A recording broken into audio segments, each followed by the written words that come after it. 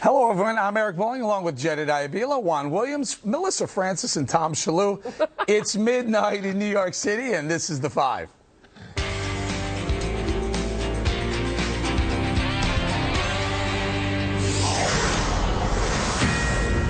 Fox News Alert, thanks for joining us on this special late-night edition of The Five. It's no surprise here.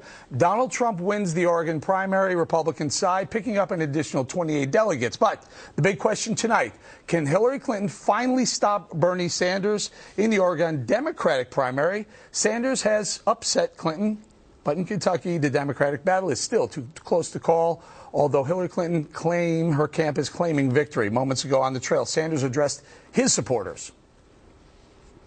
Secretary Clinton defeated Barack Obama by 250,000 votes in 2008. It appears tonight that we're going to end up with about half of the delegates from Kentucky.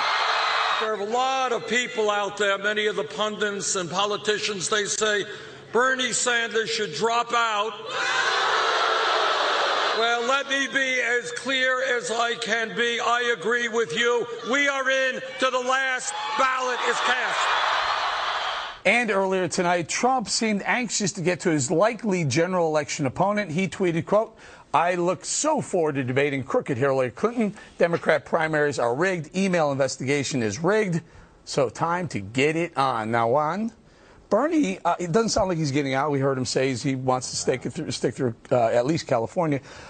He may actually beat her tonight in delegates, right? Not much. I mean, really, the delegate thing is so interesting to me because it's a basically they both get the split of the delegates in Kentucky. I mean, this was a psychological victory, as Charles Krauthammer said, for her to break the losing streak that she'd been on and finally be able to say, I won one, because otherwise May was going to be a total dump for her, right? Okay, so she won one, but even if she'd come in a few votes behind, it was still going to be a split. Bernie gets a few more delegates out of Oregon.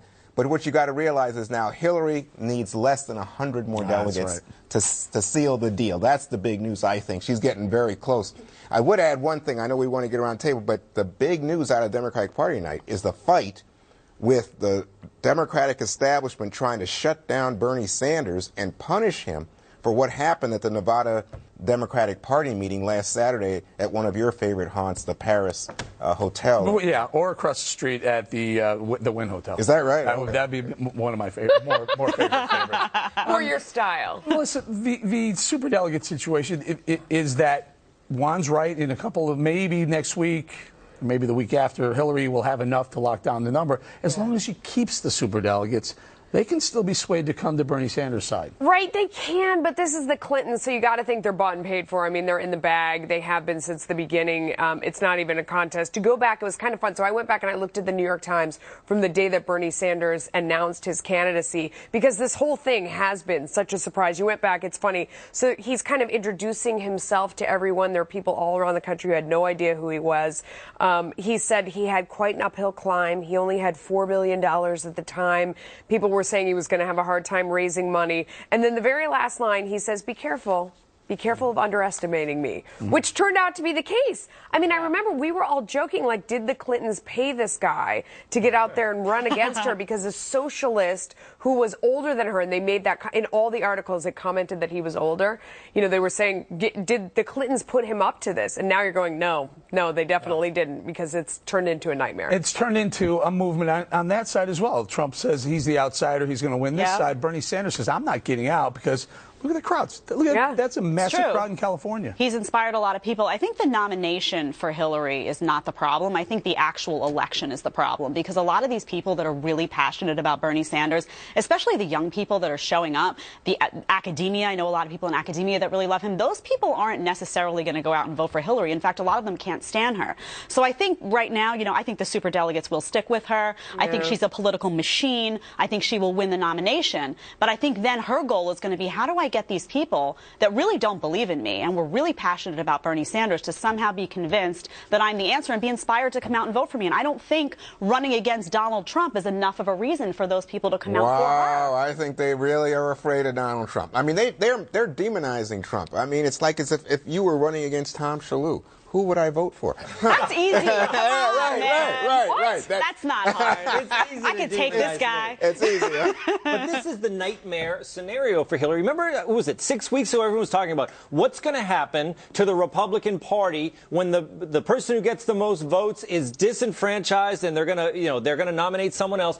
That was the nightmare scenario for Republicans, but it was not going to happen, okay? And it is not going to happen. But it is happening to Hillary because her nomination was never in doubt. But we are watching her lose and lose and lose. And every time she loses, people like us get on and say, well, it's fine. She's sitting pretty. She's going to get the nomination. And voters are saying, what is going on? So it's terrible for her. You know, Juan, anecdotally, a couple of days ago, I talked about some friends that were diehard Democrats who have now jumped over and said, I'm not only voting for Trump, one of them actually wants to work for Trump as well.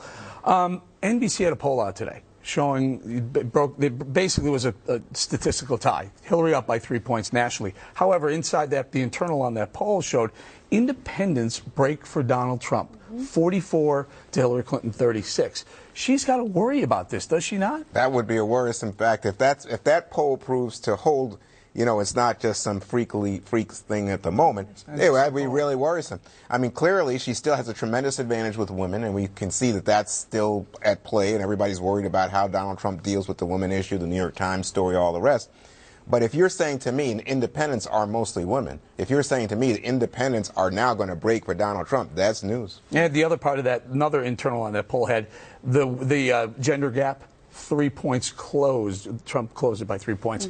But still in the 60s or something. Still wide. Well, and it flips the other way, too, though. Yeah. The gender gap. I mean, it goes the other way, too, because men break very, very hard for Trump over Hillary. Not nearly. It was exactly the same. It was like 53% of the men that were looked at were going for 70. It's close him, to 70 and then for the women. 30% for Hillary. and... So that means a 20-point lead, right? But, you know, Barack Obama won by more than 10 points, like 15 points for women in 2008, didn't he? I don't know if that's exact numbers, but he won by a lot. And I think he won by 10 points in the following election. So women have always trended Democratic. So, I mean, all Trump has to do is close the gap a little bit, and he's doing okay. Stay right there. Stay right there. Hang on there, Juan. Meanwhile, earlier on Fox, the DNC chair explained why she thinks a prolonged Democratic race will not hurt the eventual nominee.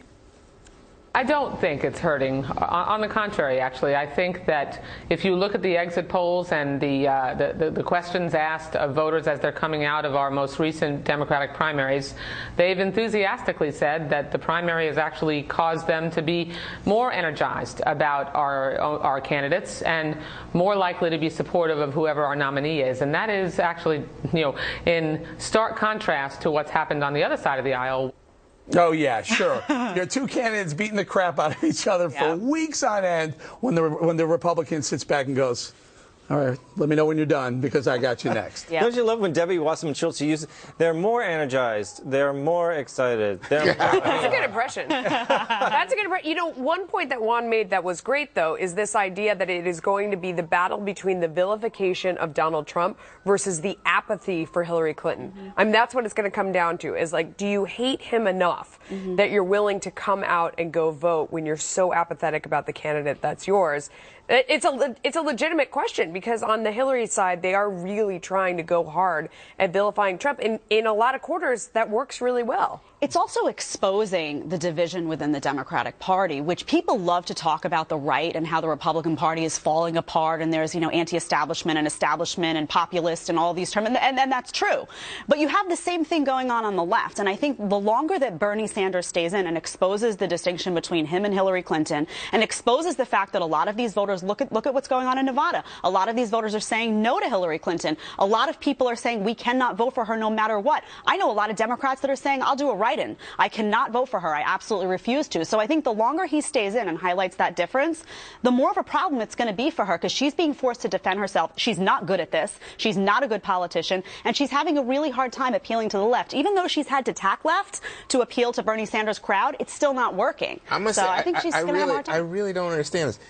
It seems to me like initially you guys were like, yeah, Bernie Sanders, keep going. Or Bernie Sanders, the Clintons put him in this because he's so weak. Oh, yeah, day one. But totally. now, let me tell you something. Bernie Sanders and his socialist crew is a threat. They're talking about the violence. They're threatening the woman who was the chair of the Nevada Democratic Party because they don't like the rules. They're saying continue the revolution, continue the burn.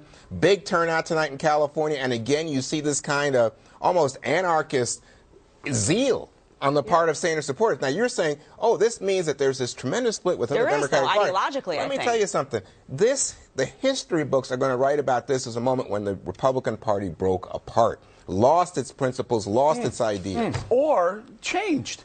Or evolve. Rebirth. Rebirth. That's possible. There's no question that the establishment class, and Donald Trump comes along as the outsider, and he changed things. I mean, another number today. Who is the leader of the Republican Party? Trump, 58%. Paul Ryan, 39%. I mean, this is a changing of the guard. Well, that's what I was just saying to Jedediah. It is. No. Well, they can. Let me just say. But you're saying Republicans are uniting around Donald Trump, even if they don't like him. Yeah. No, I think that there's a push right now to get on the bandwagon. He's the winner. He's got the most vote. Yeah. He's the man. Sound like a breaking apart of the GOP. Oh, so why hasn't Paul Ryan endorsed him? Because he's an establishment class. Oh, that's what I'm saying. That's exactly what I'm saying. It would hurt him. I mean, I think Paul Ryan's not endorsing him because it would hurt Trump. What? Yes, absolutely. Oh, Mitch McConnell hurt him? Because he is the establishment. Yes, establishment. And Donald Trump's, we're agreeing. We're agreeing. Donald Trump's support is totally based on this idea that he is blowing up the traditional Republican Party that I think a lot of people are tired of because they've lost so decisively for so long. Well, the more the establishment gets on his train, the more it hurts him. I think we're agreeing. Yeah. All right. Quick thoughts. Got to go. Rebirth. No, I think it's true, and I think Paul Ryan, he's holding back. Yeah. It's like, it's better for Trump. Yeah. It doesn't matter. It doesn't matter what Paul Ryan or Mitch McConnell say. This is what it's going to be written about. This is an election where the people took over and decided we don't care about endorsements. We don't care about what you have to say. We're going to vote for who we like. And no matter this guy, Donald Trump says some crazy stuff. I'm not going to argue. But people are saying we would rather have this guy than this establishment nonsense that we've been putting in for years. And what have we gotten to show for it? They're willing to take a risk. Right. That's what I think is going to be written about. Go right now. Coming up, Bill Clinton breaks his silence after coming under attack by Donald Trump. Find out what Bubba has to say to the Donald when we return on this special late night edition of the 5 at 12:12 a.m.